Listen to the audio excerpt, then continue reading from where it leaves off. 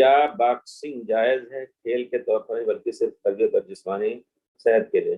Boxing میں اگر یعنی باکسنگ یا کراٹے جس کو کہتے ہیں، یا یہ کہ خدا نخواستہ کوئی اگر آ رہا ہے دشمن، تو یہ جس زمانے میں پیارے رسول صلی اللہ علیہ وسلم نے جس طرح فرمایا ہے کہ تیر اندازی سیکھو کیونکہ تمہارے باپ اسماعیل تیر انداز تھے، اسی پر قیاس کر کے قطعاً کوئی بھی ایسا دفاعی یا یہ کہ اپنے سے دفاع کے لیے کوئی ایسی تربیت لے رہا آدمی تو وہ ضروری ہے.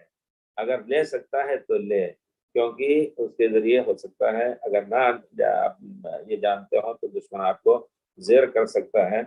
اللہ تعالیٰ جزائے خیر دے. بے شک کہ کر سکتے ہیں انشاءاللہ تربیت منی کے لیے اور پھر دفاع وغیرہ کے لیے. جی السلام علیکم شیخ. جی شیخ صاحب وہ باکسنگ میں یہ ہوتا ہے کہ چہرے پہ مکے مارتے ہیں، اس میں یہ ایک مسئلہ ہے. چہرے پر نہیں باکسنگ کی ہمارے ہاں چہرے پر اگر کسی کو مارتے ہیں تب تو غلط ہے، لیکن جیسے ہم جانتے ہیں کہ ہم لوگ چھوٹے تھے تو ایک استاد تھے تو وہ اس میں گیلی مٹی رہتی تھی، اس میں ہم کہتے تھے کہ اس میں مکے مارو، ایسے گیلی مٹی میں.